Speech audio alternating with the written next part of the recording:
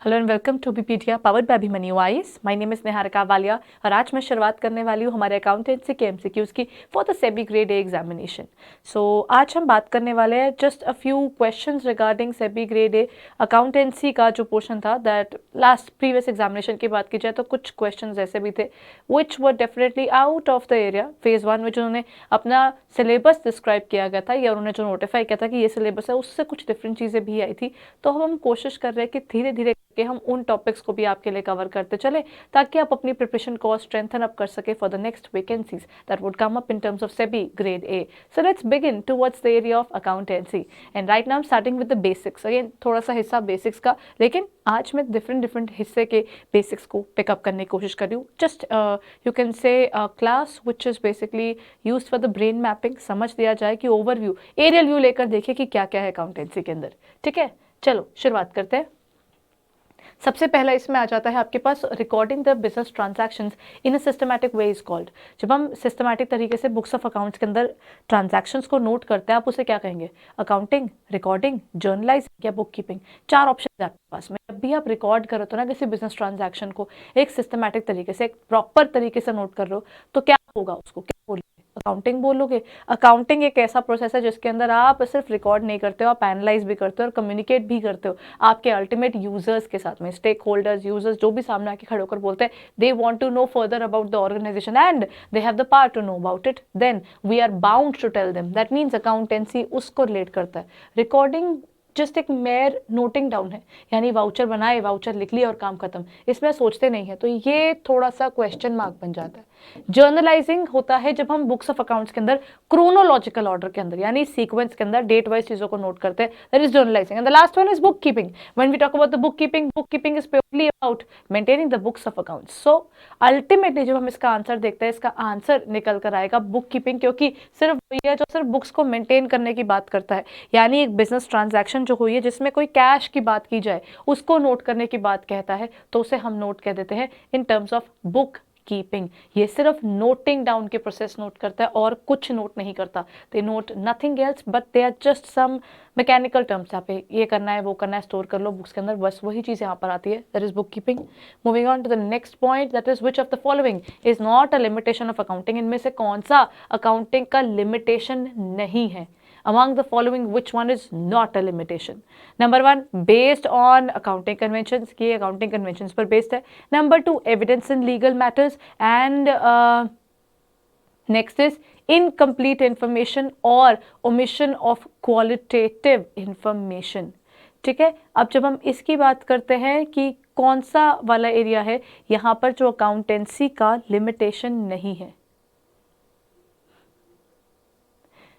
देखिए प्रॉब्लम ये है, अकाउंट जब बना था ना, ये सब पैसा पैसा पैसा कर रहा था। मतलब ये सिर्फ बात कर रहा था जो चीज पैसे में तोली जा सकती थी, यानी it was related to the fact that anything which can be measured in terms of money only that can be noted down. So that means एक तो प्रॉब्लम क्या है, क्वालिटेटिव तो बिल्कुल ये उसको देखता ही नहीं है, ऊपर से इनकम्प्लीट इन्फॉर्मेशन भी होती है बिकॉज उसमें हाफ हार्टेड चीजें नोट हो रही है। All those things which do not relate to business are not recorded in it.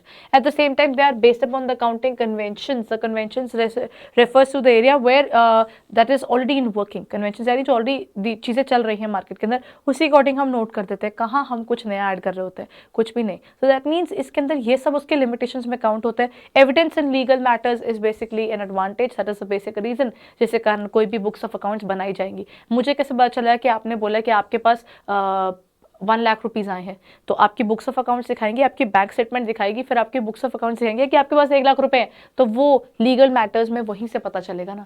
तो इस तरीके से इसकी ये एक एडवांटेज है then a disadvantage. So that means it is basically be the evidence in legal matters. Moving on to the next question, accounting एक language है, किसकी? क्या ये गवर्नमेंट की है, क्या ये कॉमर्स की है, क्या ये ट्रेड की है या बिजनेस की है? A very very basic question. Accounting is a language of, accounting किस चीज की लैंग्वेज है? अकाउंटिंग की जब हम बात करते हैं, accounting is basically a language. It is because ultimately we do not use the terms like debtors and creditors every now and then. These are something that we use only in terms of the business, nothing else. कहीं ना कहीं हम business के अलावा इन सब terminologies का इस्तेमाल करते नहीं। ट्रेड और कमर्स तो थोड़ा सा, अगर मैं बात करूँ तो बिजनेस स्टडीज या बिजनेस मैनेजमेंट वाले टर्म्स का हम फिर लिंक कर सकते हैं, लेकिन अकाउंटेंसी एक बिजनेस की भाषा है, right. So that correct answer would be business, क्योंकि इसी के according books of accounts maintain की जाती हैं। बिजनेस और पर्सन को अलग करते हुए बिजनेस एंटिटी कंसेप्ट नाम के कंसेप्ट की हम शुरुआत करते हैं। There are many things which we look forward to in terms of accounting, and that is because of the existence of the business. ठीक है, moving on to the next question guys. The paper containing evidence of payment is called, जो paper जिसके ऊपर आप पूरा note करते हैं कि ये सबूत है कि बिजनेस में कुछ हो रहा है, वो डेबिट वाउचर है, वो डेबिट नोट है, वो क्रेडिट नोट है, या वो क्रेडिट वाउचर है। किससे आप डिफाइन कर सकते हैं? जो पेपर प्रूफ बनता है, लीगल मैटर्स में इसका इस्तेमाल किया जाता है, कौन सी चीज़ है इसका जो प्रूफ बनता है इन terms of your evidence? Debit voucher, debit note, credit note या क्रेडिट वाउचर? देखिए, डेबिट नोट और क्रेडिट नोट नॉर्मली हम लोग जो रिलेट करते हैं, ऑल दीज, ये चारों के चारों आर कॉल्ड सोर्स डॉक्यूमेंट्स। ठीक है, जब भी कोई बिजनेस के अंदर कुछ भी होता है उसको नोट डाउन करने को हम कहते हैं source documents. When we note down the source documents, they are noted there. और जो पेपर कंटेनिंग एविडेंस जिसमें आपके पास होता है, पूरी डिटेल होती है कि क्या है उसके अंदर, क्या नहीं हुआ है, सबका अलग अलग काम है। जब हम लोग अपनी बुक्स ऑफ अकाउंट्स में मेरे किसी क्रेडिटर को डेबिट कर देते हैं, मैंने उनसे कुछ परचेज किया और मैंने उनको बोला कि सर मैंने आपसे कुछ परचेज किया, तो इसे हाँ ठीक है आपने परचेज किया, मैं कहा मुझे पसंद नहीं आया, तो कहते हैं क्या करना है, मैं कहा वापस कर रही हूँ मैं आपको। मैंने जैसे ही उनको वापस किया, उस समय पर क्या हुआ, as soon as I return it back to him, then ultimately there was just one thing जो हुई, वो क्या थी, वो ये थी कि जब हमने उसको वापस किया तो उस समय पर मैंने बोला कि सर अब मैंने आपको पैसे कम देने हैं, because I have debited you in my books of accounts. When we do that then it is a debit note. That means this is linked with our purchase return, right? If this is purchase return, and credit note को वैसे ही आप देखते हैं in terms of sales return।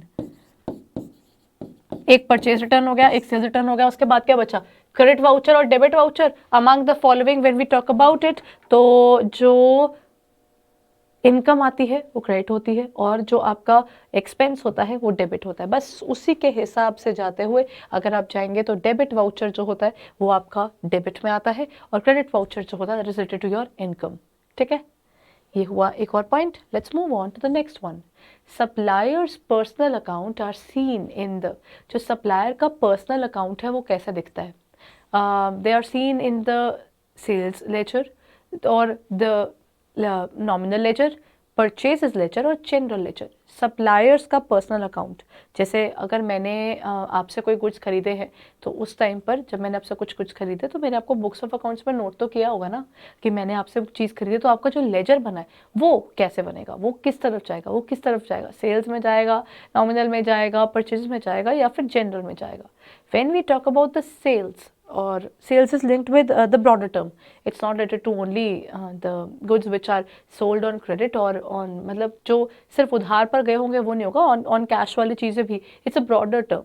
So when we talk about the nominal ledger, nominal is basically linked with something which is income or an expense. Supplier personal account is definitely lot linked with that as well. ये दोनों तो हमने दोनों के दोनों rule out ही कर दिए। कौन से बच गए? एक बचा आपके पास परचेज लेजर, एक आपके पास बचा general ledger. When we look forward to this, तो सप्लाई की जब हम बात करते हैं the correct answer would come out to be the purchase laser, not general, because general में सब कुछ चल जाता है जो बच जाता है। जबकि हम परचेज लेजर की बात करते हैं तो मैंने अगर आपसे कुछ गुड्स खरीदे तो वहाँ पर मैंने अपनी बुक्स ऑफ अकाउंट्स में आपका नोट किया होगा नेम एज अ लाइबिलिटी, यानी मेरी जर्नल एंट्री होगी परचेजेस टू सप्लायर, ये लीजिए। तो जब मैंने उनका नेम नोट किया तो वो क्रेडिट साइड चला गया, तो दैट मीन्स इसका एक लिंक आपको सप्लायर लेजर का एक रेफरेंस आपको वहाँ पर डेफिनेटली दिखता है। That means in the purchases ledger you will find his name written there that we are suppose to pay him after certain period of time. हमने उनसे कुछ खरीदा है तो ये यहाँ चला जाएगा। Moving on to the next question. When a petty cash book is kept, there will be, जब अपने पास एक petty cash book है तो उसको आप क्या करेंगे? No entries made at all in the general ledger of items paid by petty cash, क्योंकि छोटी छोटी आइटम्स है, कहते हैं क्यों नोट करना। या फिर ये पेटी कैश बुक इससे कि the same number of entries are in the general ledger, तो उस समय पर हम वहाँ पर रखते हैं क्योंकि हमने अलग से बनाया नहीं, उसको उधर ही डाल दिया जो हमारा जनरल लेजर है। या फिर कहते हैं fewer entries made in the general ledger और more entries made in the general ledger. अगर हम एक पेटी कैश बुक करते हैं तो क्या होगा? पेटी कैश बुक क्यों मेंटेन की जाती है पता है? This kind of cash book is related to the fact that sometimes in an organisation बहुत से छोटे छोटे खर्चे होते हैं। क्यों होते हैं छोटे छोटे खर्चे? आप खुद सोचिए, आपके पास क्लर्क अगर काम करते हैं तो क्लर्क के पास आप पैसे दे देंगे कि देखिए शायद अभी आज स्वीपर ने आना है, हो सकता है आज यहाँ पर ऑर्गेनाइजेशन में कुछ काम हुआ है तो उसको प्लम्बर को देने हैं, इलेक्ट्रिशियन को पैसे देने हैं, चाय के लिए पैसे चाय के लिए वो दूध के लिए पैसे रखवा लीजिए। ऐसे छोटे छोटे हर दिन हर ऑर्गेनाइजेशन में खर्चे होते हैं, चाहे वो कॉर्पोरेट लेवल के ऑर्गेनाइजेशन हो, चाहे आपकी स्मॉल स्केल ऑर्गेनाइजेशन एमएसएमई हो, सब में ऐसा होता ही होता है। तो जब वहाँ पर वो छोटे छोटे खर्चे होते ही हैं तो वो कहते हैं क्यों ना इन छोटे छोटे खर्चों के लिए पैसा अलग कर लिया जाए। दीज आर कॉल्ड पेटी एक्सपेंसेस। इसके लिए हम पेटी कैश बुक मेंटेन कर लेते हैं। जब हम पेटी कैश बुक मेंटेन कर लेते हैं तो no entries made at all in general ledger for items paid by petty cash. क्या उसकी कोई एंट्रीज नहीं होगी? या फिर same number of entries general ledger में होगी? सेम एंट्रीज कर ली तो कॉपी हो गया वो तो, और फ्यूअर एंट्रीज मेड इन जनरल लेजर। अगर ऐसा होगा तो ऑब्वियसली बात है the entries would be divided. जो चीज आपकी पेटी कैश बुक में होगी उसके रिलेटेड आप जनरल लेजर में लिख दोगे कि वो वहां पर ट्रांसफर की जा रही है। Since it's being transferred there the correct answer would come out to be fewer entries made in the general ledger. The entries made in the general ledger would reduce because of this particular reason. So the correct answer is actually C. ठीक है? The next question relates to which qualitative characteristic of accounting information is reflected when the accounting information is clearly presented. कौन सी qualitative characteristics आपको accounting की यहाँ पे दिखती है जहाँ पर accounting information clearly दिख रही है आपको? Understandability, relevance, कंपेरेबिलिटी या फिर रिलायबिलिटी। कहीं ना कहीं ये फाइनेंशियल लिटरेसी से जोड़कर देख सकते हैं कि कौन सा ऐसा कैरेक्टरिस्टिक है क्वालिटेटिव कैरेक्टरिस्टिक, यानी ये क्वांटिटेटिव से लिंक नहीं है, क्वालिटी से लिंक्ड है आपकी अकाउंटिंग बुक्स के। तो वो क्या कह रहे हैं? वो कह रहे हैं कि क्वालिटेटिव कैरेक्टरिस्टिक ऐसा कौन सा है जहां पर आपका रिफ्लेक्ट होता है when accounting information is clearly presented, जहां पर आपको क्लियरली वो प्रेजेंट की हुई दिखती है। क्या वो अंडरस्टैंडेबिलिटी है, रेलेवेंस है, कंपेरेबिलिटी है, रिलायबिलिटी? सी रिलायबिलिटी मीन्स विश्वास, कंपेरेबिलिटी मीन्स आप कंपेयर कर सकते हो टू द थिंग्स, और relevance if I am asking you one particular thing and you are telling me an number of things that is irrelevant. अगर मैंने ये पूछा और आपने इसी का आंसर दिया that is relevant. And the last one is understandability, the correct answer reflected clearly दिख रहा है ना।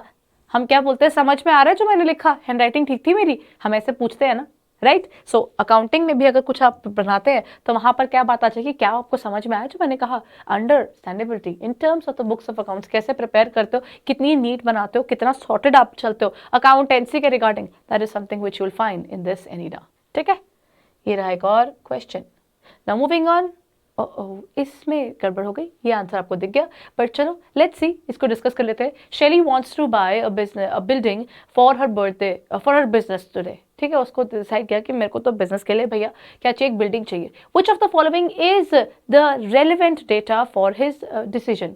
हर डिसीजन आएगा वैसे तो। चलो अब यहाँ पर क्या हुआ, similar business acquired the required building for 2000 for rupees 10 lakh. फिर वो कहता है बिल्डिंग का कॉस्ट रुपीज 2003 की उठाएंगे। कौन सा डेटा रेलेवेंट है? अच्छा, जब मैं ना कोई चीज़ बाय करती हूँ ना, specially for a business, there are two things that I will be thinking. ऐसा है कि जैसे उन्होंने बोला कि उसको बिजनेस के लिए कुछ बिल्डिंग बाय करनी है, तो बिजनेस के लिए क्या इंपॉर्टेंट है? पहले तो ये, जब इनकम टैक्स डिपार्टमेंट की बात आएगी ना, वो आकर बोलेगा क्या खरीदा, कब खरीदा, कितने का खरीदा, वो बार बार पोक कर सकता है, बिकॉज जब बेचोगे तो उसने पूछना है कि कहाँ ट्रांसफर ऑफ प्रॉपर्टी एक्ट खड़ा होगा कि अच्छा बेच रहे हो, कितने की प्रॉपर्टी थी, रजिस्ट्री दिखाना। They are going to ask you about that, but accountancy बहुत सिंपल बात पूछता है। वो पूछता है कितने का खरीदा, अच्छा आपने इतने का खरीदा, और सामने वाले का कुछ ऐसा क्या चल रहा है प्राइस, तो that is the only thing that we are looking forward to.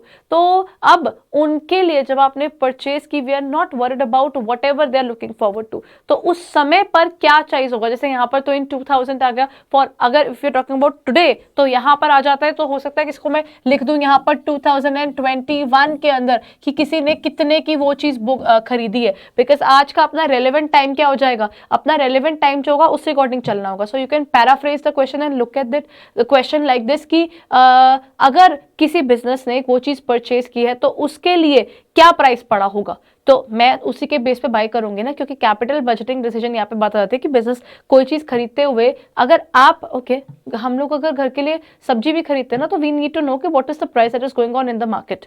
If I have to buy something on Amazon, I definitely go and check out what are the other suppliers providing me, क्या price दे रहे हैं वो. अगर हम ऐसी चीजें phone खरीदते हुए we look forward to the discounts, Swiggy से ऑर्डर करते हुए हम कूपन्स देखते हैं, तो क्या हम लोग यहाँ पर कोई एक बिल्डिंग खरीदते हुए सामने वाले में कितने में खरीदी सिमिलर बिल्डिंग, हम वो चीज नहीं देखेंगे. It is going to impact our decision making for sure. ठीक है. अब अगला question, if it is required to maintain fixed capitals, then the partner's share of profit must be. अब ये आखिरी क्वेश्चन है और ये आई ओपनर क्वेश्चन है कि पिछली बार पेपर में दे डिडंट स्टेट की पार्टनरशिप आएगी, बट पार्टनरशिप बेस्ड क्वेश्चन था. तो चलिए ये बता दीजिए, if it is required to maintain fixed capital. अब उन्होंने बोला तो है कि फिक्स कैपिटल रखो, मतलब हमारे पार्टनर्स को बोलो कि एक स्पेसिफिक अमाउंट ऑफ जो अमाउंट ऑफ पैसा है, the amount of money should be kept aside, यानी एक वॉलेट बनाओ, उसके अंदर आप पैसा भर कर रख दो और इस पैसे को नहीं छेड़ना. You don't go and touch this particular money at all, but you go and play with the other money. That means आप करंट अकाउंट एक बना लो, एक कैपिटल अकाउंट बनाओ, इसको छेड़ना नहीं है, डू नॉट टच इट. और दूसरी तरफ वो बोलते थे एक अकाउंट बनाओ करंट अकाउंट, इसको जैसे मर्जी छेड़ लो, इसके अंदर फ्लक्चुएशन चलेंगी, इसमें फ्लक्चुएशन मत करना. तो वहां पर वो कह देते हैं कि if there is a requirement, आपको ये मेंटेन करना है, तो उस समय आपने ये दो स्पेसिफिक अकाउंट जब मेंटेन किए, then the partners share of profit.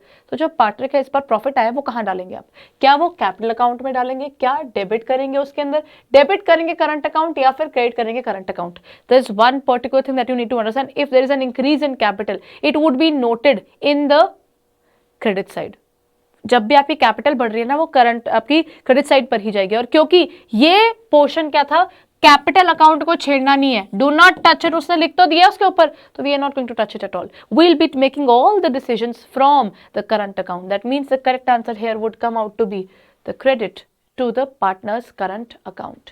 बस ये यहाँ पर आज हम अपनी क्लास खत्म करते हैं. This were the few quick questions that I will be covering up. अगर आपने एक बार अकाउंटिंग को रिव्यू किया तो इसमें आज मैंने अकाउंटिंग साइकिल के कुछ क्वेश्चंस उठाए, starting from journal towards the cash book and the ledger and then towards the एक हमने क्वेश्चंस किए लास्ट में आते आते we have done with the basics of the partnership as well. So एक तरह से आपको ओवरव्यू दे दिया कि क्या क्या हो सकता है आपके पेपर के लिए important. So in the next question in the upcoming classes I try to cover up separately. सिर्फ पहले बेसिक्स पे चलेंगे अकाउंटिंग के, फिर पार्टनरशिप के, फिर कंपनीज के. बस इस तरीके से सॉर्टिंग करते हुए let's move forward and prepare for SEBI grade A together. Thank you everyone. And in case आपको ये क्लास लगती है आपके लिए रेलिवेंट थी तो एक काम कीजिएगा, यहाँ डिस्क्रिप्शन में नीचे लिंक दिया हुआ है, उस लिंक पर जाकर आप इसकी पीडीएफ डाउनलोड कर सकते हैं. एंड अगर आपको ये पीडीएफ संभालनी है तो आपके लिए बेनिफिट हो जाता है, बिकॉज कल को आपको क्लास देखने की रिक्वायरमेंट नहीं रहेगी, आप वो पीडीएफ से उसको पढ़ सकते हैं. हमारे पोर्टल पर ना कि सिर्फ ये पर्टिकुलर पीडीएफ, बहुत सी और चीज़ें मिल जाएंगी for SEBI grade A, that too for free. Then go and register yourself now and find out what do we have for SEBI grade A. Thank you. And don't forget to register yourself because that's the most important thing to download these PDFs. Thank you.